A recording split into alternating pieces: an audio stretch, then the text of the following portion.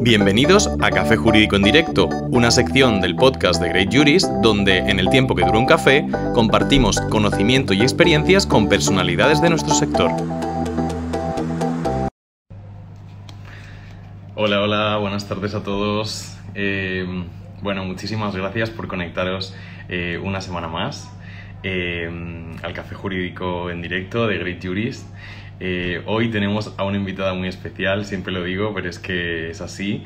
En el Café Jurídico en Directo, Esther González Hernández, bueno, doctora en Derecho por la Universidad Complutense de Madrid, profesora titular en la Universidad Rey Juan Carlos, con una trayectoria de más de 25 años. También ha desempeñado otros cargos, entre los que destacan subdirectora de la Fundación de la URJC en los años 2012 y 2013, subdirectora de Publicaciones y Documentación del Centro de Estudios Políticos y Constitucionales, adscrito al Ministerio de la Presidencia en el año 2018, y coordinadora de las unidades de gestión de la investigación y vicepresidenta del Comité de Ética e Investigación de la URJC en los años 2010 y 2012. Hoy vamos a hablar del recurso de amparo, entre otras muchas cosas. Como muchos ya sabéis, el recurso de amparo es una de las principales competencias atribuidas al Tribunal Constitucional por la Constitución española, siendo el objeto de este proceso la protección frente a vulneraciones de los derechos y libertades reconocidos en los artículos 14 a 29 famosos y 30.2 de la Constitución española. La única pretensión que puede hacerse valer a través del recurso de amparo, como bien sabéis, es la del restablecimiento o la preservación de los derechos y libertades por razón de los cuales se promueve este recurso. Si tienes dudas sobre el recurso de amparo o si eres un apasionado del derecho constitucional como yo, como muchos de los abogados, o eres simplemente alguien que se pasaba por aquí y le interesa este tema, no te pierdas el directo de hoy. Así que bueno, no os voy a hacer esperar mucho más y le vamos a dar paso por aquí a nuestra invitada de hoy. A ver si se conecta por aquí, si se conecta, estamos conectando. ¡Qué calor hace! ¡Hoy! ¡Buenas tardes! Hola, ¿qué tal? De rigor, de rigor. ¡No, por Dios!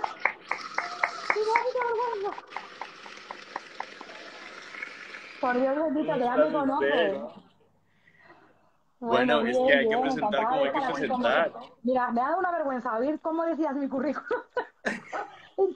Pues es la verdad, es la verdad. Sí, Además pero es que no hace sí. falta. Bueno, porque eres muy Yo te lo modesta, agradezco, pero hay que decirlo. Mira, nos dice Bárbara por aquí. Hola Bárbara, por aquí. Hola Teona, ¿qué tal? ¿Cómo estáis? Hola a todos. Un placer estar con vosotros. Muchísimas gracias, Esther, por sacar un rato de tu tiempo para dedicar a este proyecto. La verdad es que tenía muchas ganas de traerte, la verdad.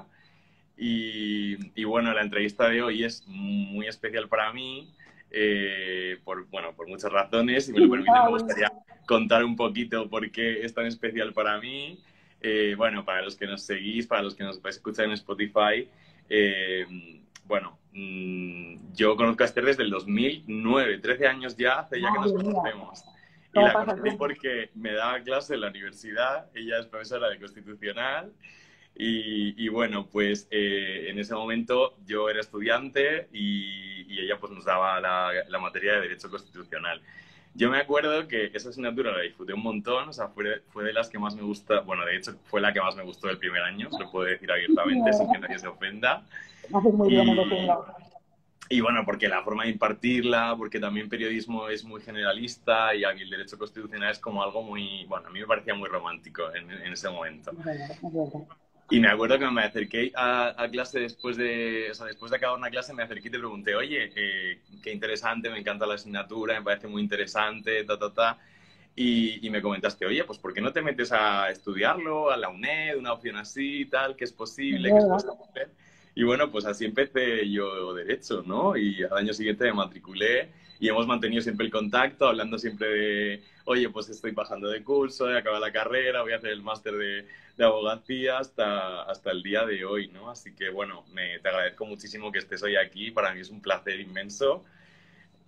Y hablando del derecho constitucional, que yo creo que es un tema que lo piden mucho por aquí, también nos lo han pedido muchas veces. Bueno, yo siempre hago una introducción que dices que te da un poco de vergüenza, pero bueno, es la realidad. Eres una persona que ha dedicado mucho al derecho constitucional, así que está bien decirlo. Pero me gustaría también que nos cuentes, nos preguntaban también por aquí, cómo empieza tu trayectoria en el derecho constitucional, cómo fueron los años del doctorado, hasta iniciarte en la docencia, o sea, un poco cómo fueron esos años y qué recuerdos tienes de esa etapa de doctoral. Bueno, se me escucha bien, ¿no? Porque, bueno, a ver, lo primero Perfecto, sí. Agradecerte que me invites, porque si para ti es un honor, o sea, para mí es un verdadero placer. Además, presumo muchísimo de ti. Digo, es que tengo una alumna que ya es su amigo, que estaba en el gran no sé qué, y le gustó tanto a la profesora de Derecho Constitucional, que decidió matricularse en Derecho y ahora está ejerciendo como abogado. Entonces, bueno, es un motivo de admiración tenerte entre mi grupo de elegidos, por decirlo de alguna manera. Muchísimas gracias. Y bueno, un placer para mí participar en esto, que resulta una actividad muy interesante, muy divertida y que, bueno, se aleja un poco del mundo académico, que es un poco más informal, un poco más informal. Un poco más informal y más mi estilo. Ya sabes cómo daba yo las clases, ¿no? Para mí era lo fundamental, era que lo entendiese. Luego ya, pues el barroquismo se quedaba a un lado. Bueno, claro, es que es así. Entonces, a ver, me preguntas que cómo fue mi trayectoria hasta llegar. Yo, sabes que soy muy sincera, tengo ese gran defecto. No se puede ser muy sincero, pero yo lo soy. Voy a desmontar un mito y bueno, pero yo llegué casi porque me dejé llevar. Quiero decir, tú sabes perfectamente que el derecho no es mi pasión, ni muchísimo menos. Que yo tenía que no era mi primera opción de estudiar.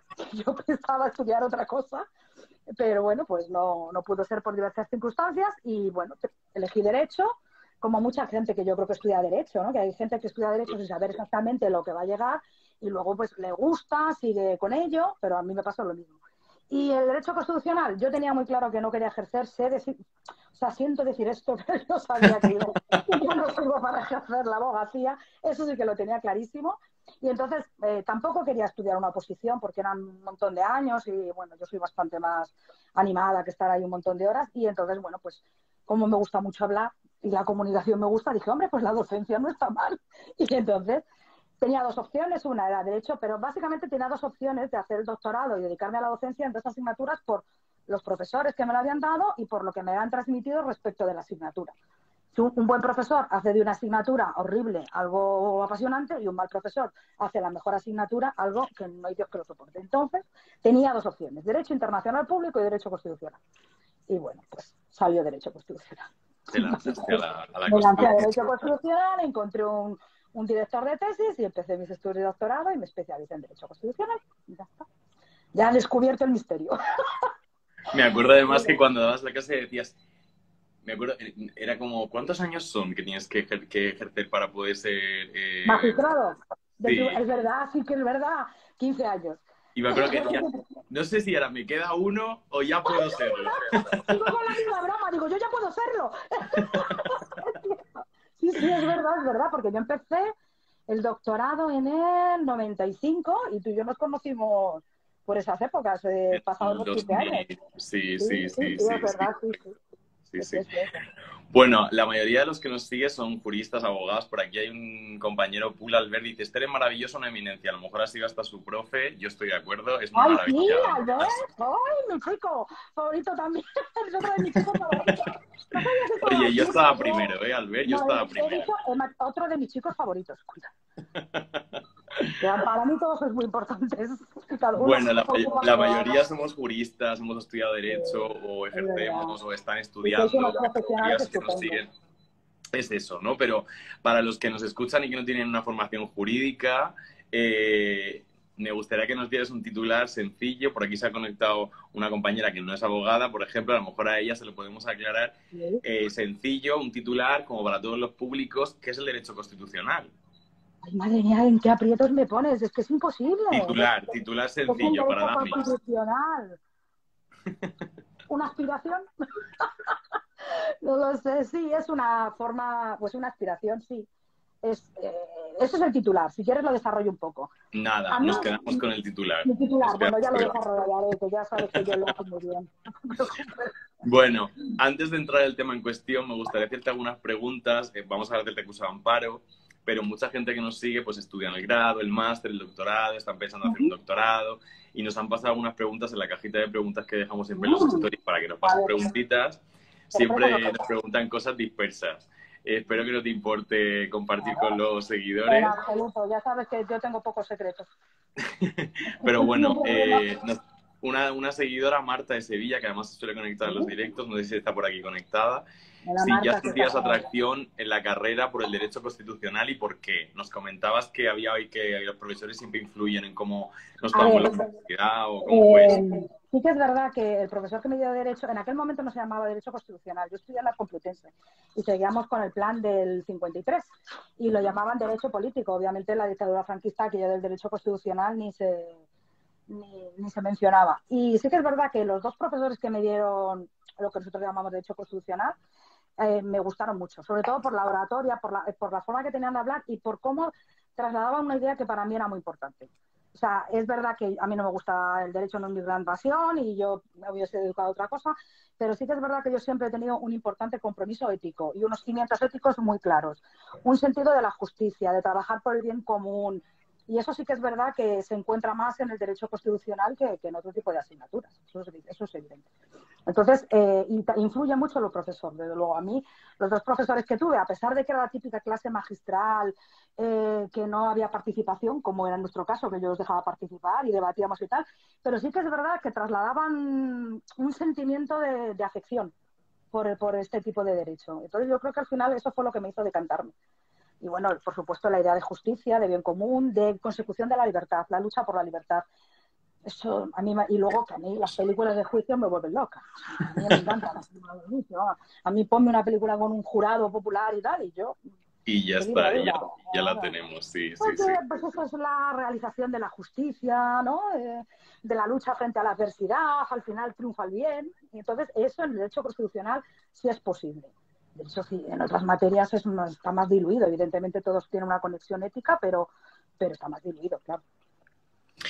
Raúl de Valencia, un estudiante de Ciencias Políticas y Derecho, supongo que de doble grado, nos comenta que está a punto de acabar, que se está planteando hacer un doctorado en Derecho Constitucional y le gustaría preguntarte qué investigación desarrollaste durante el doctorado y qué criterios utilizar para decidir el tema de la tesis. Una decisión muy importante. A ver,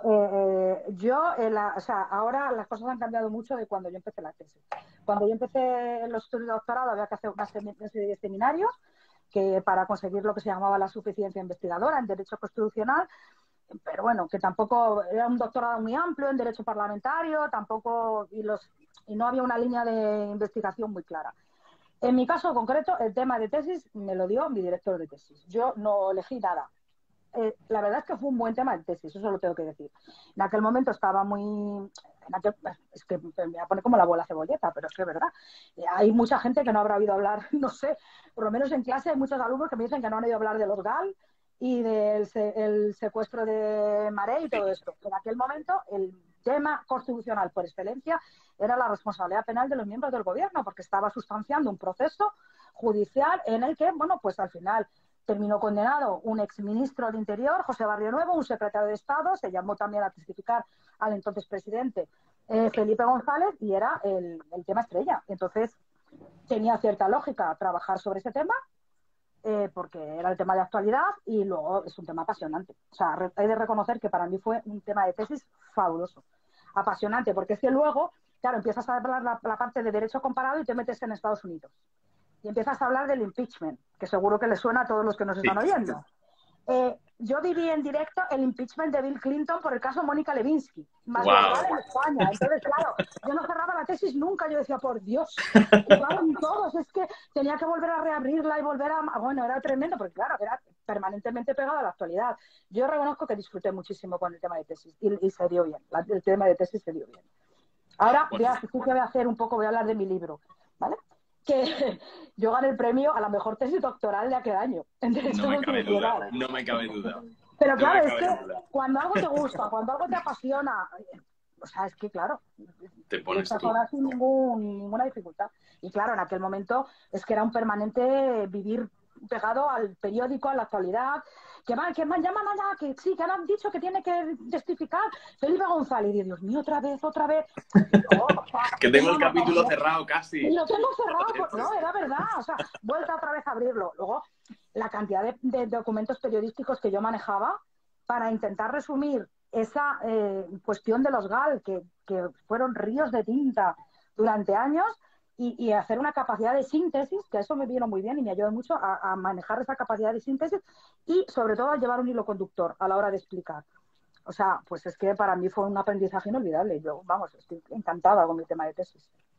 Bueno, es un temazo en Un realidad. Yo temazo, sí lo un conocía, temazo. yo sí lo conocía Sí lo porque sabía, yo lo sabía porque hemos hablado muchísimo de estas hemos hablado, cosas. sí, sí, sí. Sí, yo Raúl, sí lo espero sé. que te des por contestado. Ha sido un gran consejo, así que ánimo con el doctorado. Yo, mira, fíjate, perdóname que te interrumpa. Yo es que como soy así, yo empecé a trabajar sobre el 155, ya una vez doctorada y tal, en el año 2006. Y en el año 2017 había nada más que 3 personas en España que habían escrito todo eso. Claro, entonces es que dices, pues qué gozada, ¿no? Porque es que estoy aquí en la actualidad permanente, ¿no? La actualidad te Claro, persigue total, todo el rato. total. O sea, es que es muy divertido, la verdad. El derecho constitucional tiene grandes ventajas. Sí, sí, sí. Hablaremos un poco más después porque sí que se han activado varias cosas de estas de Sí, inesperadas en los últimos total, años y yo creo total, que total, es muy total. interesante, es muy interesante. Yo, desde Bueno, luego, estaría por un tema de actualidad, sin duda alguna. desde luego que sí. Bueno, el derecho constitucional es la norma suprema del ordenamiento jurídico, que esto es una frase que habrás oído, habrás dicho y habrás leído muchas veces en tu carrera. 3 o 4 millones de veces, más o menos. Es un texto no muy extenso, a mi parecer. A mí me parece muy agradable la lectura, muy romántica, si quieres, lo podríamos decir. Yo a mí me lo parece. Yo me enamoré con esta asignatura y luego ya se me abrieron otros mundos, así que te voy a dar las gracias siempre por eso y mucha gente también seguro que sí. Para mí es Y motivo de bueno, satisfacción. una compañera que es procuradora de Tarragona, que ejerce en Tarragona, que ¿cuál es tu parte favorita de la Constitución española y por qué? Pregunta personal. No lo sé. Mi parte favorita. No es la parte, no tiene trascendencia jurídica, porque no la tiene, pero el preámbulo, sin duda alguna. No se puede alogar, no tiene trascendencia jurídica. Todos sabemos que los preámbulos y las exposiciones de motivos tienen un valor interpretativo, si acaso, pero a mí el preámbulo, yo creo que además lo leíamos en clase, porque hacíamos un Sí, ejercicio comparando el preámbulo de la Constitución española con el preámbulo de la Constitución portuguesa. Y tal, y para mí el preámbulo es maravilloso. Sí, a mí me encanta el preámbulo. Y luego me gusta mucho el título preliminar. Que es si que los lees preámbulos son demasiado, historia también. son historia y evocan ese romanticismo del que hablas tú, ¿no? Esa lucha por la libertad, por la igualdad, por la equidad. Y luego, insisto, me gusta mucho el título preliminar. Y hay una parte del título primero de los derechos fundamentales que está muy conectado con el tema del recurso de amparo, que también me gusta mucho. Y si tenemos tiempo explicaré por qué, que eso es una cosa muy poco conocida, que tiene que ver con los debates de los padres de la Constitución, con los debates constituyentes. Con los Founding Claro. Fathers. Exacto, los founding fathers. Bueno, nos pregunta Marcos de Madrid, ya estamos acabando un poco con las preguntas de estudiantes y curiosos. Marcos de Madrid, estudiante del examen de acceso, que entiendo que se examina ahora, que el 23 es la Bueno, sí, convocatoria efectivamente. del examen de Estado. Mucha suerte, Marcos, en el examen. Nos pregunta que por qué tardan tanto desde el Tribunal Constitucional dictar sentencia. ¿Hay muchos asuntos o es que esto requiere mucho tiempo para resolverse? ¿Qué pasa en el Tribunal Constitucional? Bueno, a ver, esto ya sí que nos enlaza con el tema del recurso de amparo. Ahora mismo yo no creo que haya muchos asuntos, pero sí que es verdad que durante muchos años ha ido lastrando una gran cantidad de asuntos como consecuencia del recurso de amparo, de cómo estaba configurado antes. Entonces, es verdad que llegó un momento que la jurisdicción constitucional, la justicia constitucional, se había convertido en una institución que no tenía, que no, digamos que era, no voy a decirlo abiertamente, pero que era un poco inservible, porque si tú planteas un recurso de amparo y tardan 7 años en contestarte, el recurso de amparo y la jurisdicción constitucional ha perdido su finalidad. Y por eso se reformó la legislación y la admisión de los recursos de amparo en el año 2006. Y es verdad que del año 2006 hubo como 7, 8 años hasta que se consiguió que se, digamos, pusiese al día el tribunal. Ahora, hoy en día, no hay tantos asuntos, pero sí que es verdad que los asuntos que tratan tienen una enjundia que hay veces que requieren de una reflexión importante al respecto.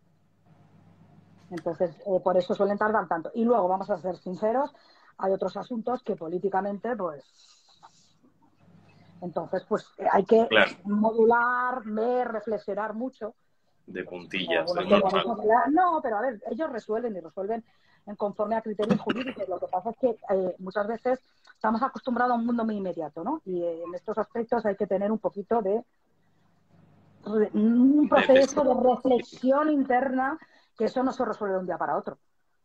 Aunque sean juristas de reconocida competencia, ese proceso de reflexión interna lleva un tiempo. Bueno, y que Porque es, se tratan es de el cuestiones último muy nivel al importantes, final. ¿eh? Es Claro, una y se gran tratan de responsabilidad. cuestiones muy importantes en materia de derechos fundamentales. Si no dan con la solución adecuada y el derecho fundamental que se alega vulnerado se puede recurrir ante el Tribunal Europeo de Derechos Humanos, luego el Tribunal Europeo de Derechos Humanos, si da una sentencia contraria, va a tirar de los pelos al Tribunal Constitucional, y eso hablando en sentido figurado, y eso no gusta, obviamente. Ningún Tribunal Claro. Constitucional le gusta que le enmiende la plana cada 3x4 desde...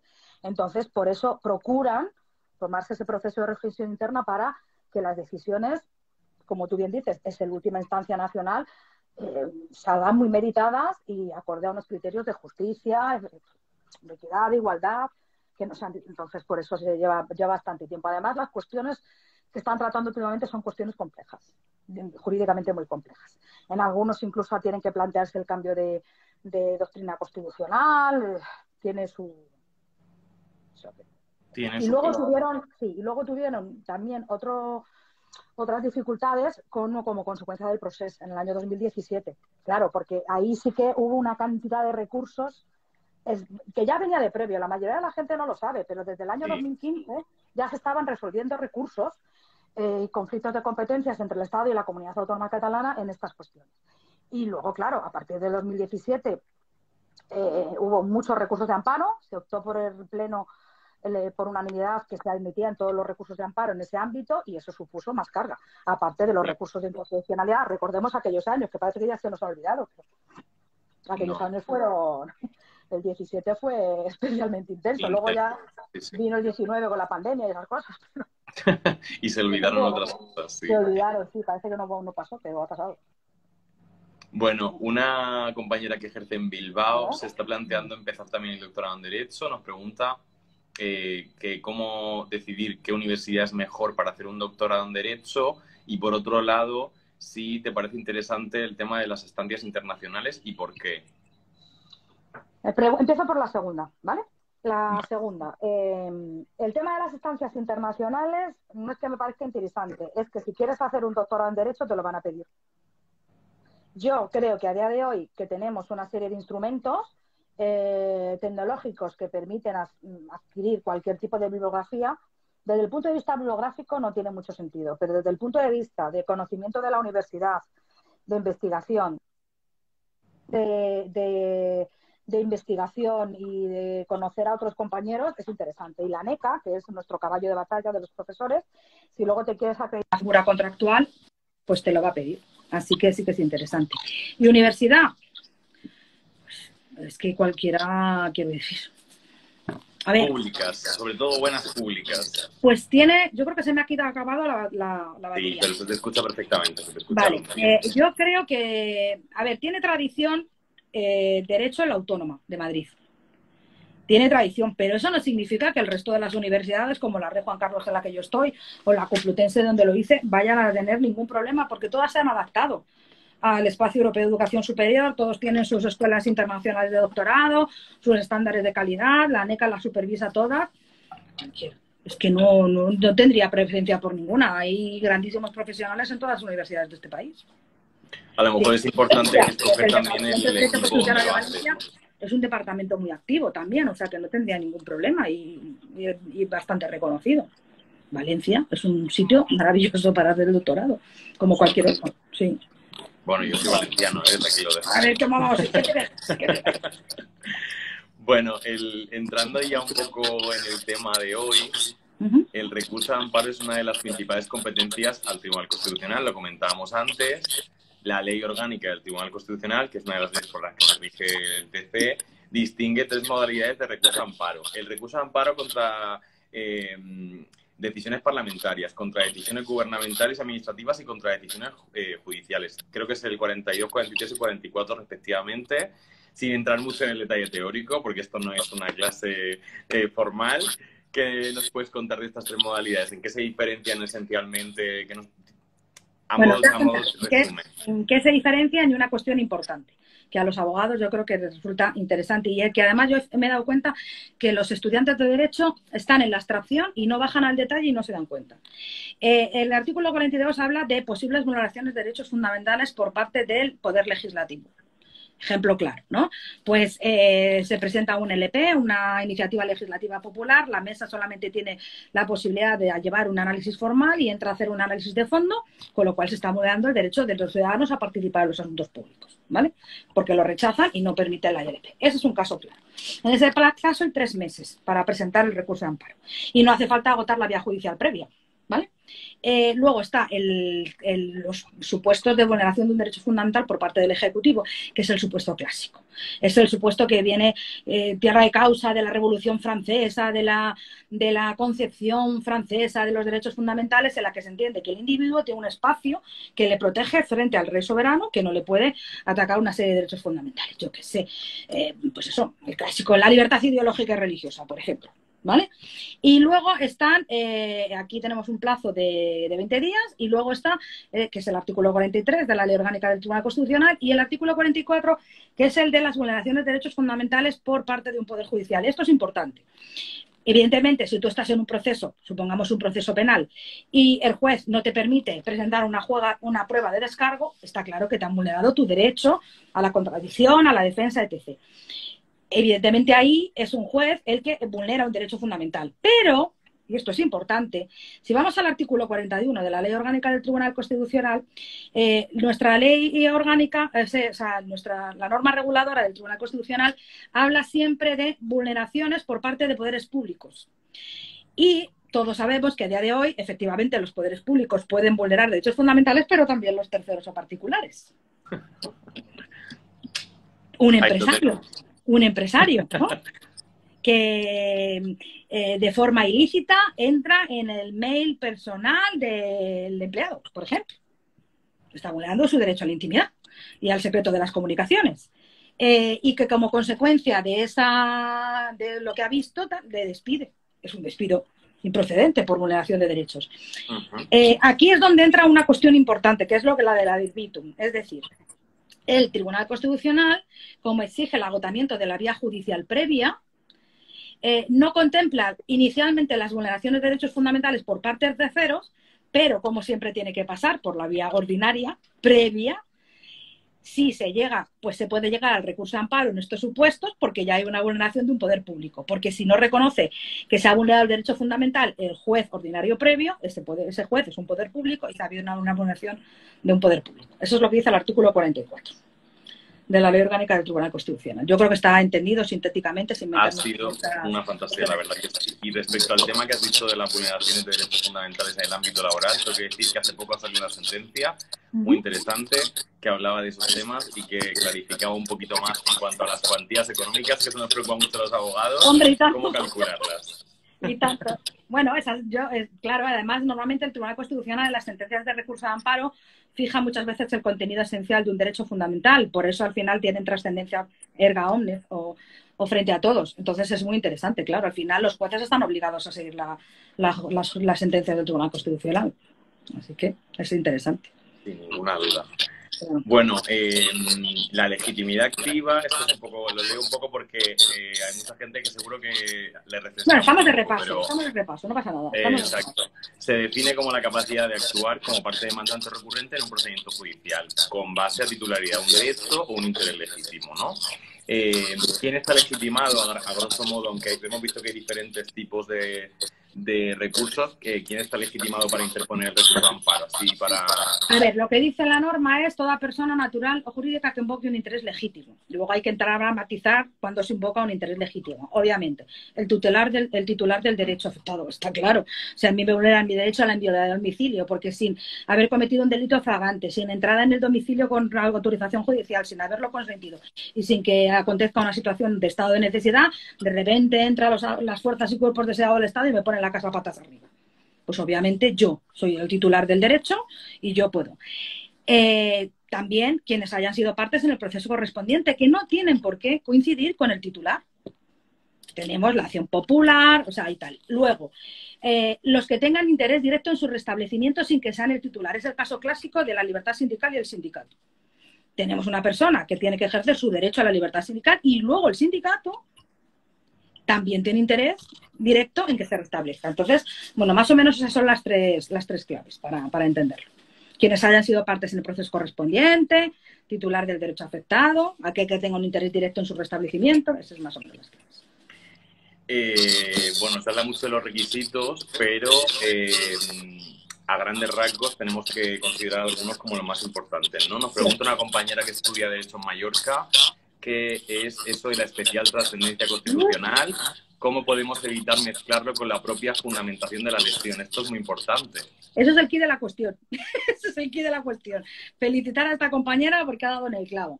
A ver, para introducir un poquito este tema. En el año 2006 se reforma la Ley Orgánica del Tribunal Constitucional, 2007, perdón. Y se introduce un nuevo requisito de admisibilidad de las demandas de recurso de amparo, que es lo que esta compañera nos comentaba, la especial trascendencia constitucional de la demanda. ¿Por qué se llega a cabo esta reforma? Porque en el año 2006, según reza la memoria del Tribunal Constitucional, ya sabemos que el Tribunal Constitucional en su página cuelga las memorias anuales, se supera por primera vez la cifra de los 10.000 asuntos ingresados en un año ante el Tribunal Constitucional. Que esto enlazamos con la pregunta de por qué tardan tanto en resolver. El 97, si no recuerdo mal, el 97% de estos recursos, todos eran recursos de amparo. Todos. Y de los 97%, el 80 y casi el 86% alegaban vulneración del derecho a la tutela judicial efectiva. A esto vamos a hacer un pequeño tirón de orejas a algunos letrados, ¿vale? En aquel momento, ahora no, en aquel momento se estaba utilizando la jurisdicción constitucional como una tercera instancia. Cuando se ha perdido el juicio en primera instancia y en segunda instancia y se han planteado todos los recursos posibles, pues planteamos un recurso de amparo y retrasamos la ejecución de la misma, que en cierto modo todavía sigue existiendo esta mentalidad. Yo hay veces que veo en televisión en estos casos tan mediáticos, no, pues vamos a presentar un recurso de amparo. Y yo flipo, digo, pero bueno, este abogado no se ha leído lo de la especial trascendencia constitucional de la demanda, porque es que hoy en día es muy difícil que te admitan un recurso de amparo. No se trata ya de que justifiques que ha habido lesión del derecho fundamental, que obviamente la tienes que justificar, sino que antes, incluso la propia estructura de la demanda, antes de explicar la lesión del derecho fundamental, tienes que justificar, razonar y argumentar de todas las formas posibles la especial trascendencia constitucional de la demanda. Y para eso tienes que tener muy claro lo que dice la sentencia 155/2009, que establece 6 supuestos y no se han ampliado desde entonces. Y una vez que has convencido a los magistrados del Tribunal Constitucional de que efectivamente tu supuesto entra en uno de esos 6, ya justificas la lesión de la lesión del derecho fundamental y el resto. Y además, esta especial trascendencia constitucional de la demanda es un requisito insubsanable. Si lo haces mal, lo haces mal. Y ya no hay remedio. Esto entró en el 2006 también, ¿no? En el 2007 estuvo ya en vigor, sí. En 2007. Sí, a partir de mayo de 2007 estuvo ya en vigor. Ahí está el kit de la cuestión. No se Ahí puede está el kit de la manera cuestión. Claro, se pasa de unos 10.000 asuntos, fíjate, a unos 70. La ratio ahora mismo del Tribunal Constitucional suele estar en 70 asuntos, 69, 68, 70, 72. Solamente ha habido una excepción, que es el año que te comentaba yo del 2017 del proceso, que hubo 100, porque se admitieron todos los recursos de amparo por parte que tenían como consecuencia esto, por decisión unánime del Tribunal Constitucional. Pero está más o menos ahí, 68, 72, 74, pero no pasa ahí. Porque claro, es que tiene que entrar a los supuestos, que no me adelanto por si hay preguntas sobre esos supuestos. Hay preguntas de eso. Hay preguntas, ¿ves? Ya sabía yo. Bueno, el recurso de amparo es una de esas cosas que no nos pasa todos los días a los abogados, en el día a día, hay que agotar todos los recursos, como comentábamos, y bueno, y hay un número de clausos, ¿no? Pero en cualquier caso, ¿qué consejo le podríamos dar a los abogados que se ponen a redactar un recurso de amparo para que, aparte de lo que hemos comentado, a nivel formal, a nivel, no sé, unos tips básicos para los abogados a la hora de ponerse a redactar un recurso, que es una cosa como que no te pasa todos los días, ¿no? No, la verdad es que no. O sea, yo, bueno, contigo y con otro despacho colaboro como counsel de este tipo de cosas y es muy poco frecuente. Pero sí que hay supuestos, ¿eh? Sí que hay veces que ocurre. Lo primero, fundamental, tener claro cuáles son los requisitos de admisibilidad, que aparte de los que hemos comentado hay otro, que ya lo hemos comentado y enlazamos, el agotamiento de la vía judicial previa. Esto lo voy a dejar para un lado porque aquí también está otro de las claves del asunto. Lo segundo, tener claro los 6 supuestos. Para tener claro los 6 supuestos hay que leerse la sentencia del Tribunal Constitucional, la 155/2009, porque especial trascendencia constitucional de la demanda es un concepto jurídico indeterminado. Es el propio Tribunal Constitucional, ante las dudas que empiezan a surgir, el que decide acotar este concepto jurídico indeterminado en esa sentencia. Esta sentencia dice que se pueden ampliar esos supuestos, pero desde el año 2009 no se han ampliado, con lo cual me parece que no se van a ampliar. Tiene toda la pinta de que no se van a ampliar. Entonces, se trata. Luego, por supuesto, el Tribunal Constitucional no exige que haya una estructura que lo divida, ¿no? Pero lo que sí que al final terminan recomendando que haya una parte específica, que sea la primera, en donde se argumente la especial trascendencia constitucional de la demanda. Y aquí es donde el abogado tiene que hacer el mayor esfuerzo. Aportar todos los datos que considere, toda la argumentación, y ahora vamos a poner ejemplos de eso. La primera de las formas es, la primera de las posibles causas por las que se podría admitir un recurso de amparo. Sería cuestión constitucional nueva. Una cuestión que surge con carácter novedoso y sobre la que el Tribunal Constitucional todavía no se ha pronunciado. Obviamente, ¿tiene trascendencia constitucional? Sí. El otro día yo creo que lo comentábamos en una de estas conversaciones que tenemos tú y yo, ¿no? Yo hace poco he publicado, bueno, estoy estudiando un poco cosas de imagen, ¿no? Y entonces publiqué un artículo sobre el derecho a la propia imagen. Bueno, pues supongamos, y vuelvo otra vez al derecho laboral, que un empresario decide despedir a un empleado porque trabaja de cara al público y se ha implantado un implante de estos que se llaman tecnológicos, ¿no? Y es visible. Y considera que da una mala imagen, que no es acorde con la imagen de la compañía, que se produce una situación de rechazo en los clientes y le despide. Ah, claro, pero claro, podemos estar vulnerando un derecho a la vida, por ejemplo, si estamos hablando de una cuestión de salud y que necesita de ese implante sí o sí para mantenerse en vida o para gozar de una buena salud. Ese es un supuesto. El Tribunal Constitucional todavía no ha decidido sobre eso, porque el Tribunal Constitucional sigue contemplando el derecho a la propia imagen recogido en el artículo 18.1 desde una concepción meramente pecuniaria y patrimonialista, desde el consentimiento para reproducir tu imagen. Nada más, pero no se plantea la versión subjetiva del derecho a la propia imagen, que es el de configurar tu propia apariencia cuando está en colisión con otros derechos. Ese sería un ejemplo. Segunda cuestión, aclaración de doctrina constitucional por el surgimiento de nuevas realidades sociales o cambios normativos relevantes para la configuración del contenido de un derecho fundamental. Claro, es que estamos en la era digital, es que todo cambia a la velocidad del rayo. Entonces, es muy posible que el Tribunal Constitucional, por ejemplo, este mismo derecho nos sirve, que sigue teniendo una concepción netamente patrimonialista del derecho a la propia imagen, tenga que reconducir y ampliar el contenido esencial del derecho constitucional reconocido a la propia imagen y hablar de un derecho a la configuración de una apariencia, por ejemplo. Luego, tercera cuestión. Cuando la vulneración provenga de una ley o norma aplicada que supondría el planteamiento de una autocuestión de inconstitucionalidad. Abro paréntesis. El Tribunal Constitucional nunca actúa de oficio, salvo en un caso. Siempre actúa a instancia de parte. Actúa de oficio en este supuesto de autocuestión de inconstitucionalidad, que está recogido en el artículo 55.2 de la Ley Orgánica del Tribunal Constitucional. Si está decidiendo sobre un recurso de amparo que lo resuelven las salas, como ya sabemos, yo esto me lo he saltado porque lo daba por supuesto, pero lo aclaro, todas las competencias del Tribunal Constitucional las resuelve el Pleno, salvo los recursos de amparo. Como había muchos, el Pleno se divide en 2 salas de 6 magistrados cada una. Si una sala está conociendo de un recurso de amparo y tiene que aplicar una norma sobre la que tiene dudas de que sea constitucional, como no es competente para resolverlo, porque la competencia es del Pleno, para el procedimiento. Y entonces se plantea la autocuestión de inconstitucionalidad. La sala eleva al Pleno. Cuando el Pleno decida, él resuelve. Este es un supuesto de los contemplados, hay muy pocos casos de esto. Porque normalmente el ordenamiento jurídico se depura con carácter previo. Tenemos un recurso de inconstitucionalidad o la cuestión de inconstitucionalidad que ya pues, deja bastante limpito de tachas de inconstitucionalidad. Sigo cuarto. Incumplimiento general y reiterado de la doctrina constitucional por existencia de resoluciones contradictorias sobre un derecho fundamental.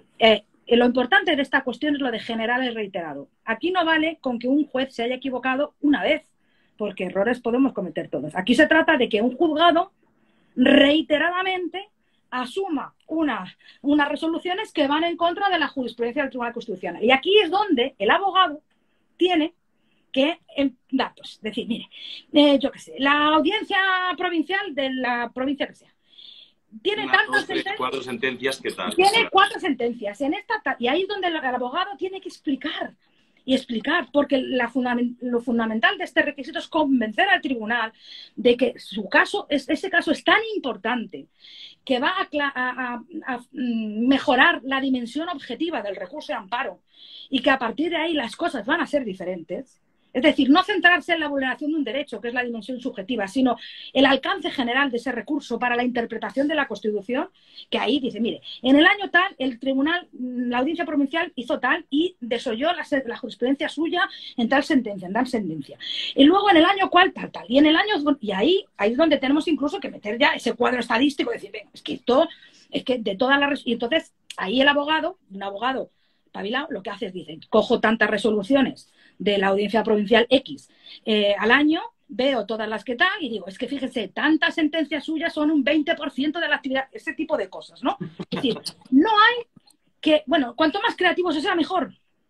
Siempre que se convenza y que no se reitere y que no sea una cosa que no viene al caso. Pero ahí hay que desplegar todos los instrumentos, pero todos, es que sin dudarlo. Otra cosa, el quinto supuesto es negativa manifiesta del deber de acatamiento de la doctrina constitucional. Este es el ejemplo del proceso.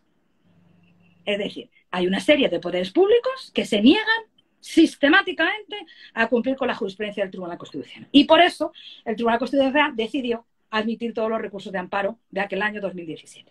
Y el último, que es también importante, dice trascendencia general de los efectos del amparo al caso concreto. Es decir, que la cuestión sea relevante y tenga una repercusión social o económica y que tenga consecuencias políticas generales. Ejemplo claro, recursos de amparo electorales. Hombre, ¿cómo no van a tener trascendencia general? Claro. Obvio, claro. Pero, por ejemplo, hay un ejemplo muy claro de, esto es bien al caso de lo que estábamos hablando, el cambio de denominación de un título universitario. ¿Tiene trascendencia general? ¿Va a afectar a un montón de personas? Claro que sí. Y ahí, insisto, todos los datos estadísticos, miren, según el INE, según no sé qué, tantas personas se van a ver afectadas, según el Ministerio de Educación, hay tantas personas que se van a ver afectadas por el cambio de denominación. Y claro, entonces hay que convencer, hay que convencer. Esto no significa que se tenga que ir solamente por una vía, ¿eh? Pero datos, preparación, documentación, información... Claro, se encajan dos, pero se trata de que el letrado, que el abogado, convenza al tribunal con todos los argumentos posibles. Ahora bien, una cosa voy a matizar. Para convencer, hay veces que no hay necesidad de explayarse, ¿eh? Si el caso está claro, está claro. Yo sé de recursos de amparo que se han admitido con 5 páginas por un juez de oficio, o sea, por un abogado de oficio, y de grandes despachos que presentan 150 que no se han admitido. Es decir, tiene que estar bien justificado. No hace falta reiterar el argumento y otra vez. Es que no hace falta. Pero sí que esté bien justificado y que el abogado demuestre, pues eso, que se lo ha leído, que sabe de lo que va, que tiene el tema claro, y luego ya se justifica la lesión. La lesión tiene que ser creíble, ¿eh? Que luego la lesión tiene que ser creíble. Y luego es importante lo del agotamiento de la vía judicial previa. Y aquí es donde digo dónde está la madre del cordero. ¿Por qué? Porque cuando se reforma la Ley Orgánica del Tribunal Constitucional en este aspecto, se reforma también la Ley Orgánica del Poder Judicial y el incidente de unidad de actuaciones. Y aquí es donde los abogados tienen que decidir y donde tienen la mayor presión. Porque el Tribunal Constitucional, en reiterada jurisprudencia, dice que se tienen que presentar todos los recursos útiles y pertinentes. Otra vez un concepto jurídico indeterminado. Útil y pertinente. Claro. Esto no significa que se tengan que plantear todos los recursos, sino aquellos que necesariamente se tienen que plantear para dar por agotada la vía judicial ordinaria. Y si hay que plantear el incidente de nulidad de actuaciones y no se plantea, el Tribunal Constitucional va a decir que no se ha agotado la vía judicial previa y lo va a inadmitir. Pero si se ha planteado el incidente de nulidad de actuaciones y el Tribunal Constitucional considera que no se tendría que haber planteado, también lo va a inadmitir. ¿Por qué? por extemporaneidad de la demanda, porque está fuera de plazo. Recordad que hemos dicho 20 días, 30 días. Si planteamos el incidente en nulidad de actuaciones, primero que el órgano judicial contesta, ya se ha pasado el plazo para el recurso de amparo. Y ahí es el asunto. Esa es la clave. Y hay un auto muy importante que es el 65/2018 que dejó un poco a los letrados así como de... Porque el abogado en aquel caso justificaba que no había presentado el recurso de casación y hacía un estudio estadístico de por qué no lo presentaba y tal, y a pesar de todo el Tribunal Constitucional constituyó que sí, que lo tenía que haber presentado, aunque el Tribunal Supremo hubiese dicho que no. O sea, entonces ahí es la clave, el incidente de nulidad de actuaciones, que ahora ya se aplica para la defensa de todos los derechos fundamentales, pero que lo resuelve el mismo órgano que ha dictado la sentencia. Entonces tiene que ser una vulneración de un derecho fundamental muy grosera y muy obvia, porque si no, el mismo órgano va a admitir el incidente de nulidad de actuaciones. Normalmente, yo de lo que he leído, está claro que hay que presentar el incidente de nulidad de actuaciones cuando la vulneración parte de la misma sentencia, de la última sentencia, porque es incongruente, porque no contesta el petitum, porque no está fundamentada, ese tipo de supuestos. Ahí, con toda seguridad, hay que presentar el incidente. Yo creo que ya he contestado, ¿no? Vamos, yo creo que me he pasado. No, tenía más preguntas de la nulidad y tal, y las has hecho un y has cubierto todo. Pero bueno, yo me quedo con que realmente hay que estar bien asesorado, hay que tener la información correcta y hay que consultar a una persona que sea experta cuando no tengas dudas. O sea que, al final, A ver, los constitucionalistas en esto sí que podemos aportar poco, aunque sean pocos los recursos, pero ahí es donde aportamos, porque tenemos clara la jurisprudencia del Tribunal Constitucional, porque conocemos cómo se plantea una demanda, cuáles son los estándares de la justicia constitucional, sabemos cuál es el contenido mínimo de un derecho fundamental. Es que el tema de los derechos fundamentales, no sé por qué, yo que he dado clase en máster de acceso a la abogacía y tal, como que se contiende muy bien en abstracto, pero luego no se traslada a la realidad. Vosotros los letrados lo habéis clarísimo, pero los que todavía no son letrados y tal, es que es muy difícil hacerles comprender lo de la defensa de un derecho fundamental. Ellos entienden muy bien lo que estábamos hablando, la jurisdicción de laboral o penal, pero no se dan cuenta de que un juez no te admita una prueba de descargo, por ejemplo, o que es una vulneración a su vez de un derecho fundamental. Se quedan solamente en la parte procesal y no entran en el meollo del asunto. Entonces eso es importante porque ahí el abogado es donde luce, claro. Sí, conocimiento global y material que se casen y que se pueda trabajar con esa visión. Si no te quedas corto, evidentemente. Entonces hay los constitucionalistas que, bueno, aportamos poco, pero algo aportamos. Bueno, yo creo que podemos ayudar. Bueno, nos preguntan por aquí también que qué pronunciamientos normalmente tiene una sentencia del Tribunal Constitucional. A ver, normalmente lo que el Tribunal Constitucional es que si estima que la sentencia, pues dice si se ha vulnerado o no el derecho fundamental, si el afectado tiene derecho a la restitución y como siempre viene como consecuencia o de un acto del Poder Ejecutivo o de un acto del Poder Judicial y casi siempre de un Poder Judicial, pues retrotrae las actuaciones al momento en el que el Poder Judicial no ha asumido la defensa de ese derecho fundamental. De tal manera que el órgano judicial ordinario vuelve a repetir con las indicaciones del Tribunal Constitucional. Es decir, que el Tribunal Constitucional no dicta sentencia ni nada de nada. Porque a las veces que lo ha hecho, el Tribunal Supremo se ha enfadado bastante, ¿vale? Porque no es jurisdicción ordinaria. O puede considerar que no se ha vulnerado el derecho fundamental. O, importante, desde el año 2007 puede producirse la desestimación del propio fallo de la sentencia una vez estimado por la sección. O sea, esto ya es rizar el rizo. Es decir, cuando llega una demanda de amparo de un letrado al Tribunal Constitucional, decide sobre la admisión o inadmisión la sección, que es la reunión de 3 magistrados, que lo deciden por unanimidad. Si no hay unanimidad, se eleva a la sala y lo decide la sala. Y a pesar de haberlo admitido, si luego se ponen a analizarlo, y yo he visto sentencias y las hay, te dicen en la sentencia, inadmítase la demanda en el fallo. Y te pegas un susto de muerte cuando lo abres. Y esto ha pasado, yo he tenido sentencias que lo he visto, ¿eh? O sea, que lo dicen, y le dices, no me lo puedo creer. Decir que hasta el final, te lo pueden inadmitir. Lo cual supone una incertidumbre constante. Y además, tardan normalmente, estos son unas medias que pueden variar, unos 9 meses, unos 9 meses o incluso al año, en admitir la sentencia y luego en resolver. O sea, que tiene eso aquel. hay que tener mucho Un cuidado. mundo apasionante. Nos pregunta por aquí también Raquel de Barcelona que cuáles son para ti los pronunciamientos más memorables del Tribunal Constitucional y por qué un par de pronunciamientos memorables. Pero en materia de recurso de amparo, es En que claro, general, en general, pues hombre, todos de acuerdo, unanimidad de todos los magistrados, ¿no? Reiterando, ¿no? Ese es uno de los memorables, hay muchos. Es que hay muchísimos, muy... Se habla mucho del de Rumasa, que fue por un voto de calidad del presidente, de la expropiación de Rumasa. Es que hay muchos, pero sí, es que... Y luego ya, aunque parezcan menos importantes y tal, pero hay algunas cosas, bueno, pues curiosas, ¿no? De la notificación, por ejemplo, vía fax o vía email, ese tipo de cosas que a los abogados les interesan, claro, es que tienen su... que no son tan importantes, sí, pero que tienen su... a nivel procesal son importantes. Pero bueno, lo del proceso fue aquello... Bueno, y luego el primero, el 1/81, el primer pronunciamiento que tuvo que aclaraba pues lo que significa soberanía, autonomía. Entonces lo explicamos un montón de clases. Esas cosas básicas de la Las cosas básicas de las clases. Sí, autonomía no es soberanía, ese tipo de cosas. Sí. Exacto. Es bueno, que yo creo que hemos dado una vuelta bastante... por la mayoría de preguntas que nos han hecho en general. Yo creo que es uno de los directos como con más contenido y más trucos para un tema que además no es tan conocido. Yo ya sabes que tú lo que me pidas lo voy a hacer.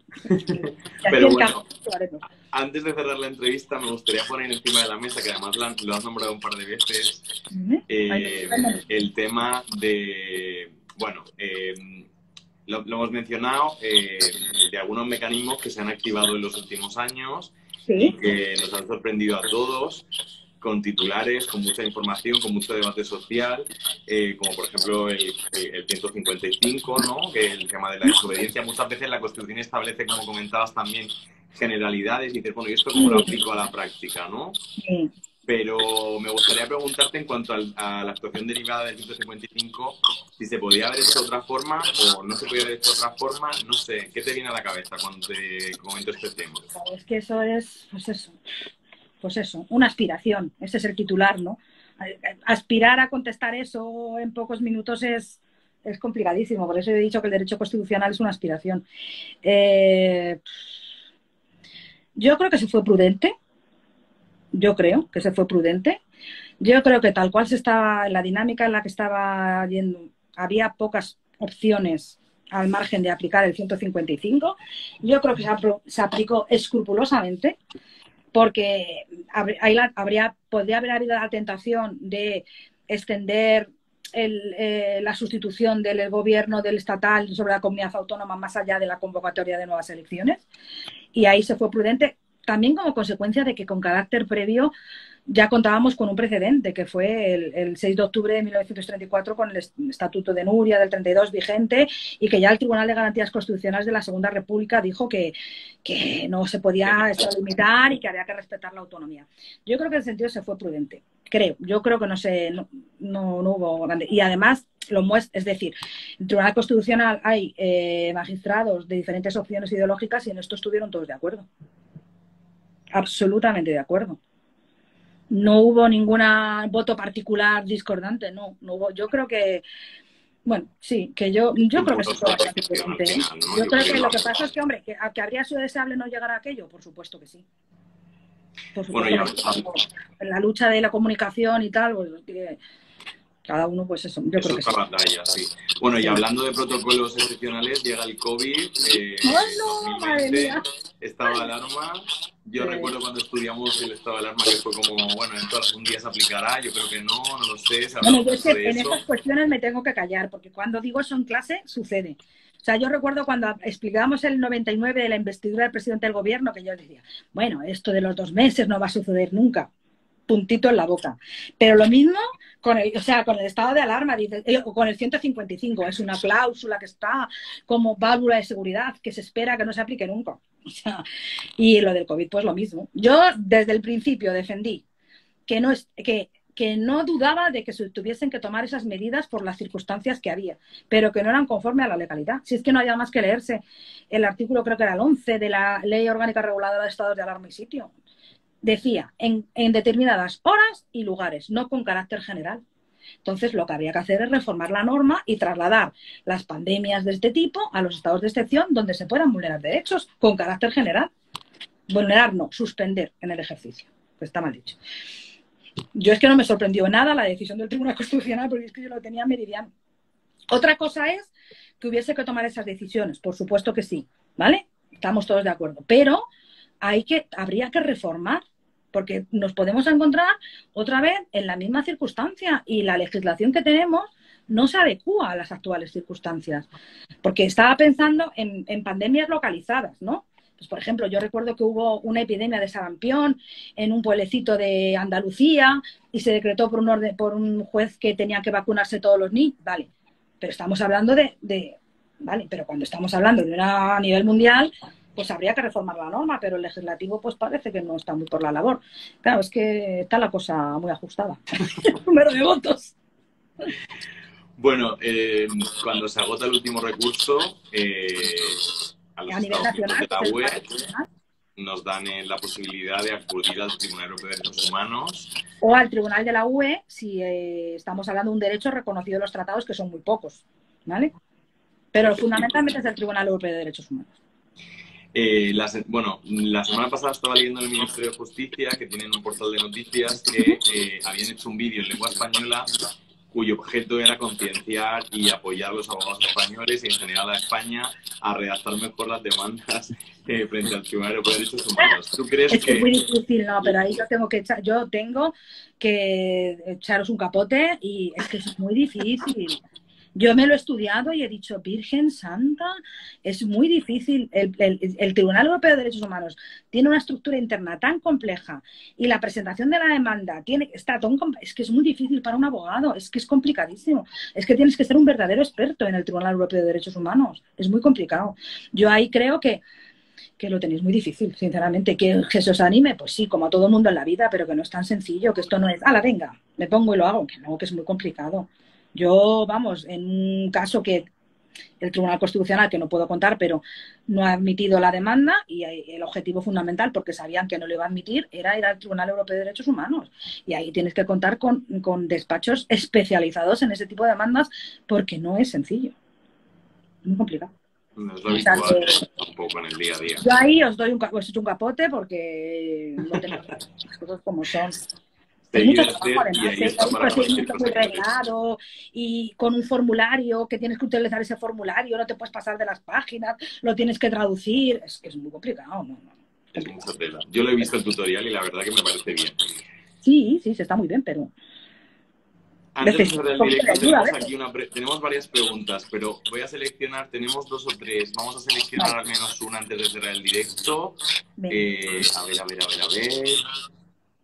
Pues mira, vamos a seleccionar esta, por ejemplo, a ver qué sale por aquí. A ver qué sale. Dice David, ¿cuál ha sido el avance de las constituciones latinoamericanas en relación con las europeas? A David le conozco también. ¿Ah, sí? Sí. Es de la Universidad de Veracruz. El avance de las constituciones latinoamericanas... Es que yo no creo que se pueda establecer como una carrera, ¿no? Sino que estamos en 2 contextos diferentes. Y entonces, en 2 contextos diferentes, pues una focaliza la atención en unas circunstancias en las que hay que prestar atención y otras. Sí, no lo sé. Es que, insisto, las constituciones americanas tienen su propia idiosincrasia y Latinoamérica tiene su propia idiosincrasia. Hablamos pues de las indigenismo, todo este tipo de cosas. Es completamente diferente. Es muy completamente diferente. Sí que es verdad que, por ejemplo, en Latinoamérica se está intentando mucho buscar otras vías de defensa de los derechos fundamentales a través de organizaciones internacionales, diálogo entre tribunales. Eso es verdad que España, o sea, en Europa está, pero probablemente allí tenga todavía más predicamento. Pero bueno, pues están trabajando muchísimo como en todas partes. Es que el mundo está muy enrevesado y el tema de los derechos fundamentales y el tema del derecho constitucional es pura actualidad. Es la última de las ramas jurídicas que se ha desarrollado y sin embargo tiene una vitalidad impactante. Porque tal cual lo conocemos hoy en día, el derecho constitucional unos 100 años, que es cuando empiezan las jurisdicciones constitucionales en Europa y tal. no hay mucho más. Entonces, pues yo le auguro un gran futuro al derecho constitucional, creo. Y además hay situaciones pues bueno, pues que nos ponen frente a la cara, pues que es muy importante. O sea, la guerra en Ucrania, todo esto, la defensa de los derechos fundamentales, es que lo que hablábamos de la pandemia, es que es el día a día. Yo a mis alumnos digo, es que ustedes no son conscientes de que desde que se levantan hasta que se acuerdan, la Constitución está alrededor suyo y vamos, en todo lo que hace está con la Constitución por delante. ¿Qué dice? Digo, pues sí, hasta el despertador que compran. Sí, que les despierta, porque la Constitución habla del derecho de los consumidores y los usuarios a la información, la educación en consumo, desde el despertador que les despierta. Entonces, pues bueno, es interesante. Tiene eso aquel. Aunque ya he dicho que no era mi pasión es otra, pero bueno. Bueno, yo sé que estás en un montón de proyectos, en un montón de cosas, y yo te quería hacer una pregunta personal, además antes de cerrar el directo, que es muy interesa hacértela. Me ha dicho un pajarito que te interesan otras disciplinas. Hay quien dice que la especialización es fundamental y hay otras personas que abanderan que hay que trabajar desde la multidisciplinariedad. Ser una mujer del Renacimiento. Exacto, exacto. Yo soy de las de multidisciplinar. Pero es posible, la pregunta ¿es posible ser especialista y ser multidisciplinar a la vez? Perfectamente. Sí, se puede hacer perfectamente. O sea, yo, por ejemplo, en el ámbito del derecho constitucional me he especializado en una serie de cosas, el 155, pero bueno, eso es puntual, pero el recurso de amparo va a estar toda la vida. Y yo tengo mis publicaciones sobre recurso de amparo y mis clases y tal. Y luego, pues tú ya sabes que tengo otros intereses. Y ya está. Y además, es que lo sorprendente del derecho constitucional es que cosas que son diametralmente opuestas y que nunca pensarías que encajan, encajan.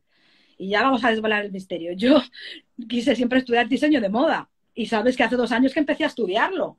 Y de eso que estoy tratando ahora mismo, aparte del recurso de amparo, la estética y la política. Claro, es muy interesante. Yo pues acabo de cerrar un capítulo de un libro pues explicando el porqué de la toga. Hablando, por ejemplo, de Ruth Bader Ginsburg, de por qué llevaba los cuellos estos famosos que llevaba en la toga, y eso tiene una explicación desde el punto de vista de la estética pura y dura, y hablas de la historia de la toga, de los colores, de la colometría. Ahora mismo me estoy preparando justo, ahora mismo, porque el mes de marzo murió Madeleine Albright, que fue la primera secretaria de Estado con Clinton, mujer. Y Madeleine Albright siempre tenía una colección de más de 1000 broches. Y en función del broche que se ponía, trasladaba un mensaje.